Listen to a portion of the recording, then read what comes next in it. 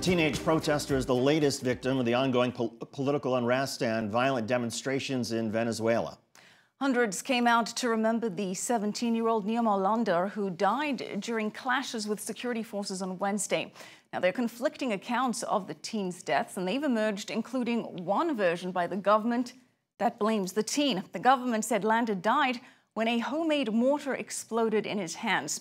Opposition lawmakers say that he died after being struck in the chest by a gas canister that was fired by security forces. Meanwhile, Venezuela's chief prosecutor is accusing President Nicolas Maduro of destroying the legacy of the late Hugo Chavez. That criticism came in response to Maduro's plan to rewrite the Constitution, which was reformed by Chavez. Maduro says the plan would restore peace. Critics say there's no need to rewrite the Constitution, and they say a referendum should be held to determine if the country wants change.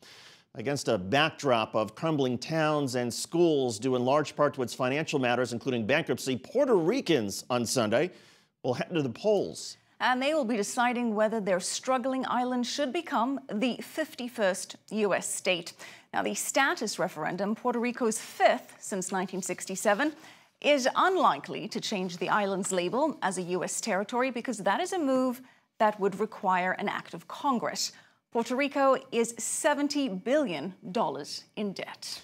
Joining us to talk about the developments in Puerto Rico and the violence in Venezuela is Federico de Jesus. He's the former director of Hispanic media for the 2008 Barack Obama presidential campaign. Let's start with Venezuela, Federico. First of all, what do you make of what's going on there and this plan that Nicolas Maduro has to rewrite the Constitution? Well, the fact that the regime is turning on Luisa Ortega, the state prosecutor, the chief state prosecutor, is very telling.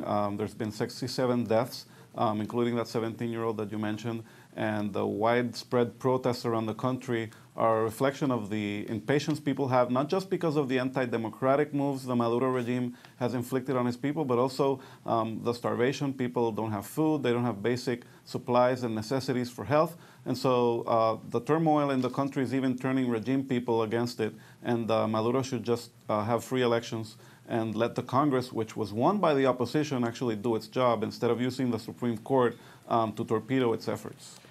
Federico, we had several banks, Goldman Sachs, Nomura, buying Venezuela bonds, and they've received tremendous backlash. What does that signal? Well, it signals that Goldman Sachs, even though they have press releases saying that they have values and a record of social responsibility, are actually giving a lifeline to the regime.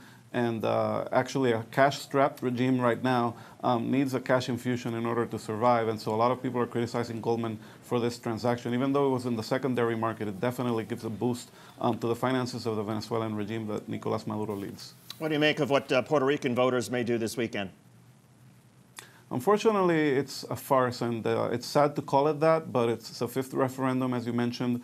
It's not sanctioned by Congress, but actually Congress in a 2014 law established a process where if the government wanted the federal government to recognize the results, not legally, but at least morally, it should submit the ballot language to the Department of Justice, which rejected the first ballot because it didn't include Commonwealth supporters and is being boycotted by all the opposition. And so right now the government in Puerto Rico is moving forward with a Sunday referendum, even though the Department of Justice has said they haven't approved the ballot. So why would you hold a vote if the U.S. government is telling you that it's not going to recognize the results? So it's very unfortunate, and that will probably mean that inaction will prevail and that Congress won't address the 500-year-old colonialism issue in Puerto Rico.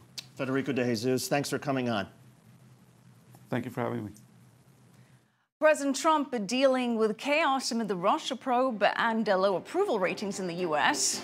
But there are some people who seem pleased with President Trump in office. We'll tell you about what Israeli leaders are saying about President Trump after dealing with former President Obama for 8 years.